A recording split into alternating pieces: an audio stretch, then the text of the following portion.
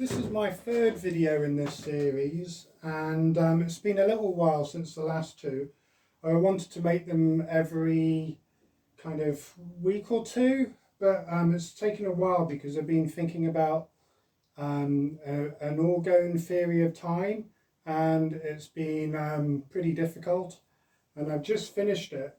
And unusually I'm going to talk about it here first before I either have it published in some way on my blog or as a more formal thing.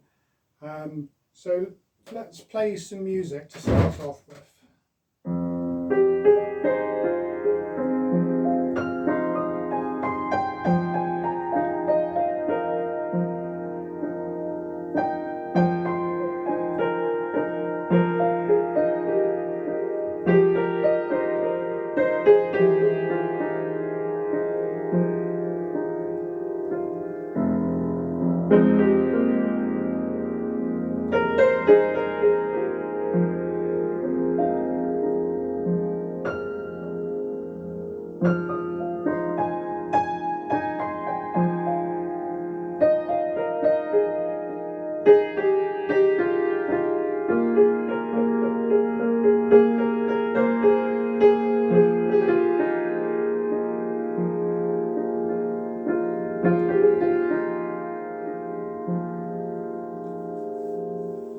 So welcome to this third ambient piano and orgonomy.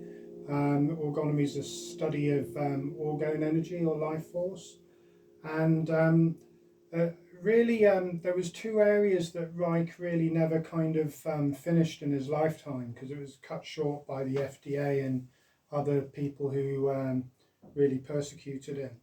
But he didn't get time to look into orgone and consciousness. And he didn't really get time to explore Orinor or energized orgone. There's three types of orgone. There's quiescent orgone or orgone at rest or gently flowing. Then there's excited orgone, which is Orinor, because nuclear power, the Nor in Orinor, is the easiest way to excite orgone. And there's stale or dead orgone or door. So there's not two types, there's three types. Anyway, so I've been thinking about, I've got a theory called the orgone continuum, which is a paper on the Journal of Psychiatric Orgone Therapy at psychorgone.com, and that was about a theory of orgone and consciousness, and this last one is about a theory of orgone and time, or life force and time, and it's really difficult. I never realised time as a theory was so complicated. So there's many kind of ingredients to time theories. There's relativism, absolutism, where relativism is kind of where time is secondary to other things, or to dimensions. Well, that's actually dimensionality, that form. There's absolutism, where time is separate from whatever happens within it. There's moving block theory, where the past and present move along a block. There's spotlight theory, where you've got a block of time and a spotlight goes through it, and that's your present.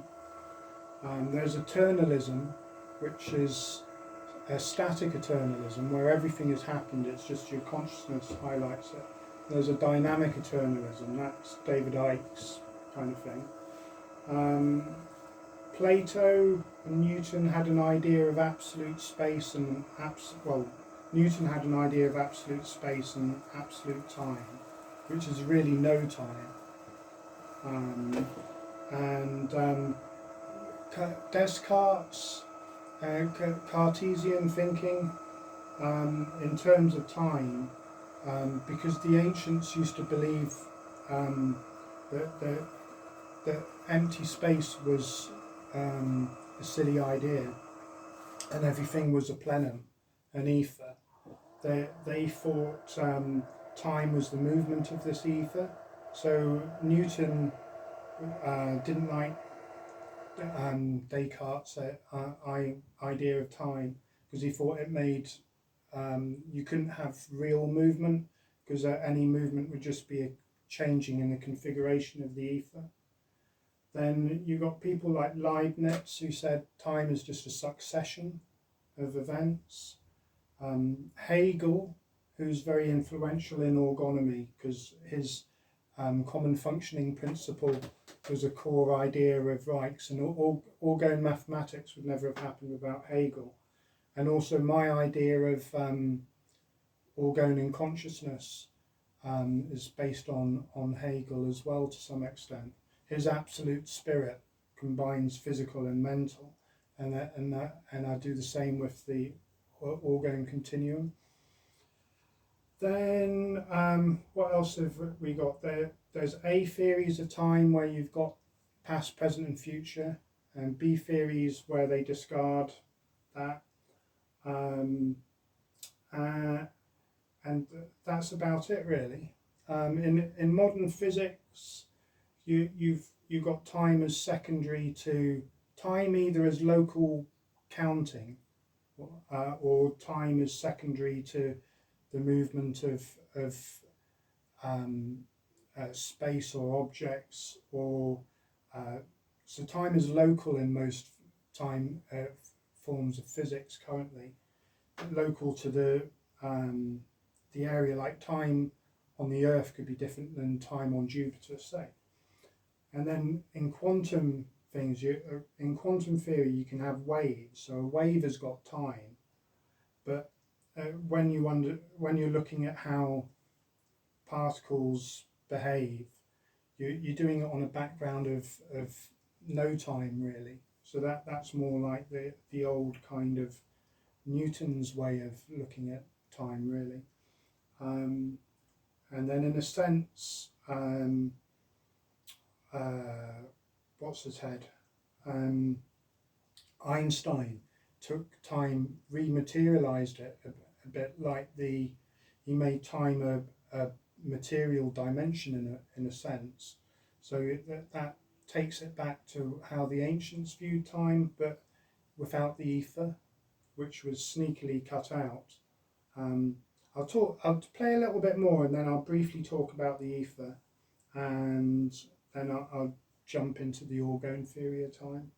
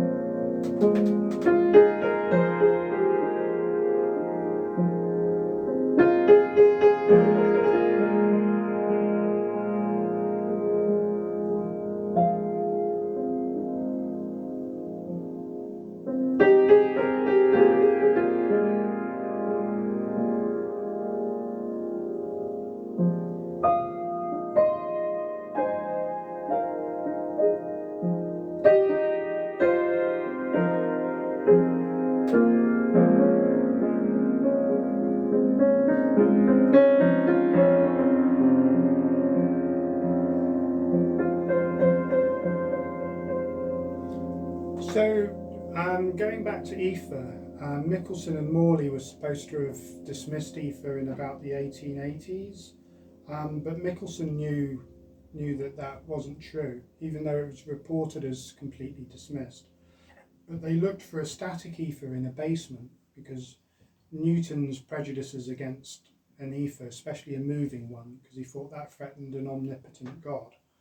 But anyway, Michelson and Morley, I think, were set up really to fail because they looked for a static ether in a basement, and later on, Michelson teamed up with someone else and found ether when he looked for it in a more conducive place, like a moving ether that goes around the Earth. And also a guy called Dayton Miller found evidence for ether. There's quite a few actually of evidenced ether. It's just, again, our science just picks and mix, takes any old shit if it supports the theories, and throws away the pearls if it goes against what they want. So anyway, ether wasn't a welcome guest at the table, and then that led to relativity theories, which relativity theories have our most sort of accepted longer term, if you like, theories of time.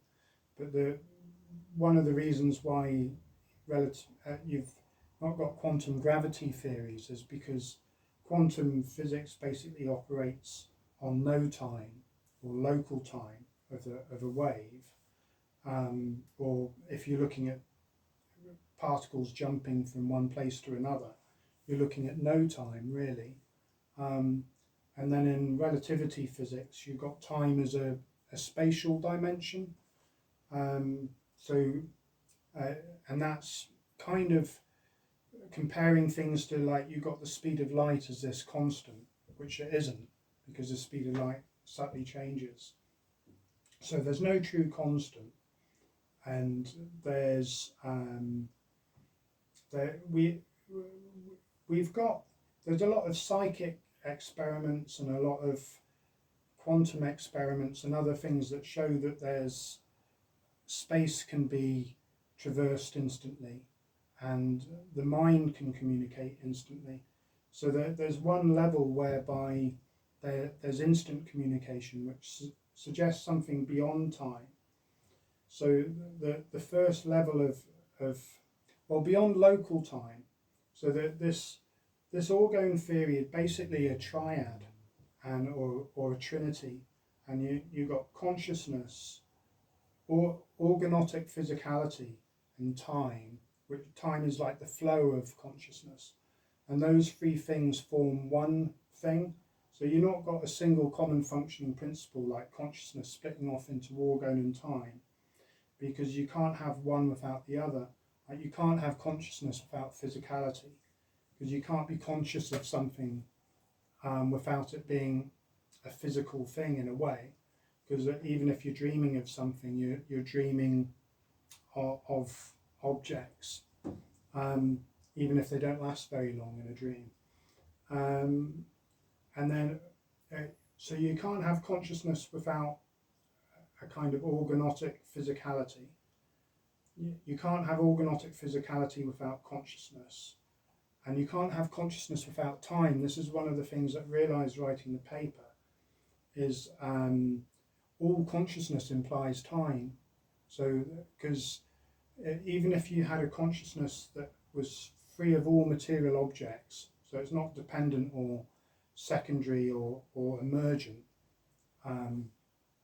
free of all objects, that consciousness, or say like in a dream or a near-death experience, an out-of-body, it's not, you still got time, but it's not dependent on the movement of objects or clocks. So that's the first level of the universal of this orgone theory of time, where this theory starts off with saying that you've got this triad, where the three different things are three aspects of one thing, orgone, consciousness, and time, or flow of consciousness. And then time itself is then split into four things. You've got a universal time, which contains all other times, and it's got some kind of paradoxical aspects, because all consciousness has got movement, because it's got flow, and it's got time, but the movement in the universal time, it transcends all other movement.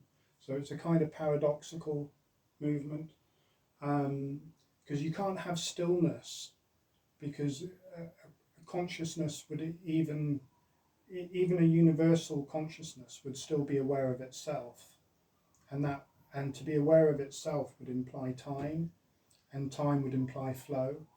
But so there's a kind of transcendent flow or a transcendent movement, and that universal time possesses. So you've got this universal time, which I picture as the Ouroboros or the snake or the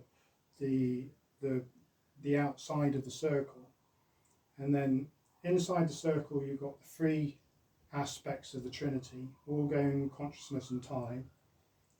It's all getting very biblical, isn't it? It's like the Trinity in the Bible, and coincidentally, the orgone theory of time is very aligns with the biblical view, the Alpha and the Omega, because in the Bible God says, "I am time, I am the Alpha, I am the Omega," and like as we know, God names Himself as "I am that I am."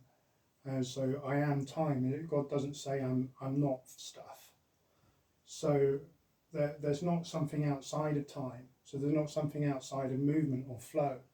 Yet there's a universal flow that contains all other flows. So that's the paradox of time, and I think that's like the end of science in a way, because I don't think one can go beyond that paradox really, because to go beyond that paradox you're really looking at what the nature of God is, because orgone, conscious, and time are the Trinity, and that Trinity as a whole is God, or reality. Anyway, so that's the universal time, the outside, the Ouroboros. And then the universal time can then split off from itself in a stream, and then you've got a mass, into a mass stream. And so that would be like a curve within the circle. And then within that mass stream, you might have segments which are like a block of time, as the mass, the group of minds moves along the mass stream. So you've got the universal time, then you've got the group time, and then you've got individual time. So that's the third aspect. So the individual is also a locus of consciousness. So the individual is their own time stream, and every single object is their own time stream, and every single entity. But because the entities are moving together in the group stream, they then create a consensus now. But an individual, if the individual's energy was strong enough, they could jump out of the consensus now, perhaps backwards and forwards. I think constricted to a degree, because the time streams may not last forever, because they're within the universal time, which also has some kind of flow. So it's not a static eternalism, and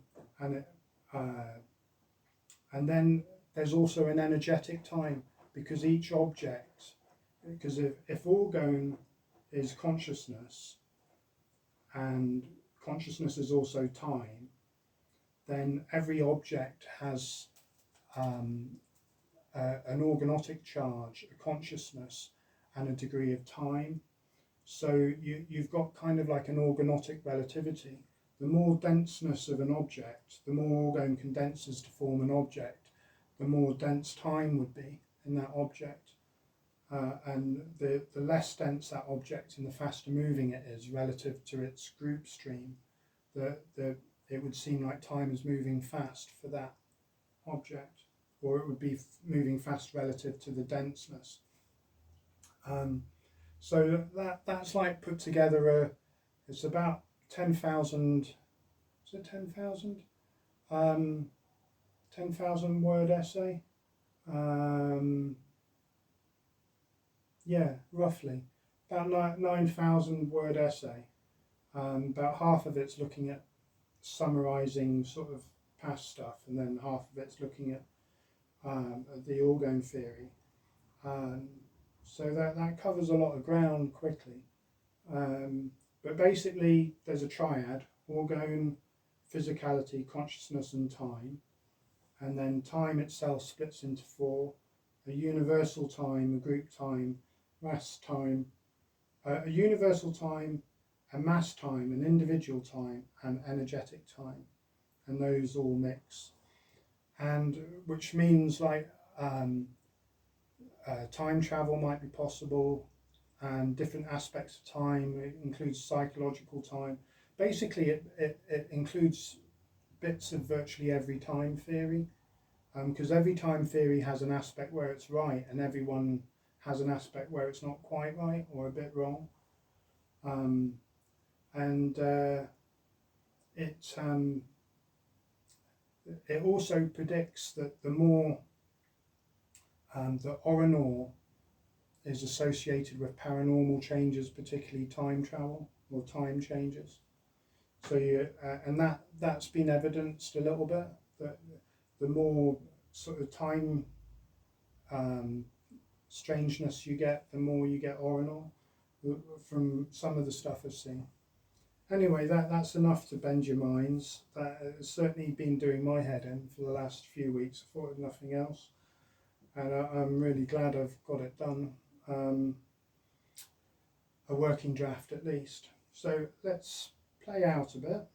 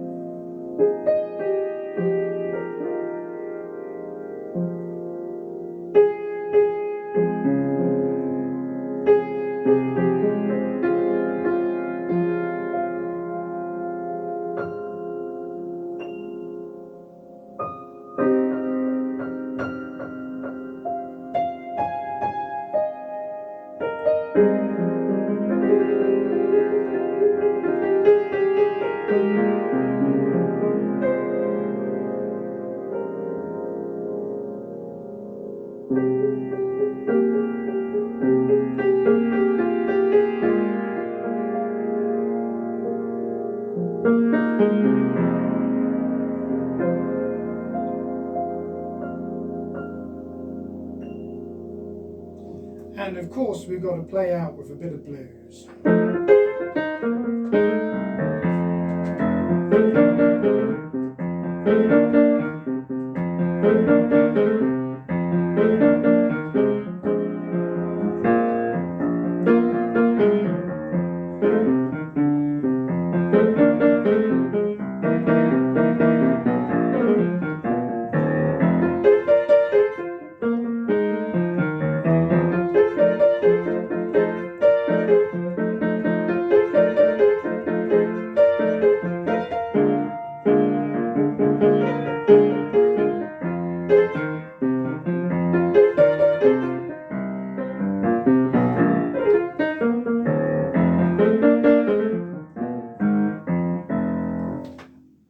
But I don't think so. I think we should actually end on a mellow note in a weird key. What weird key shall we pick? What did you say? F sharp? Gosh, that's a bit weird.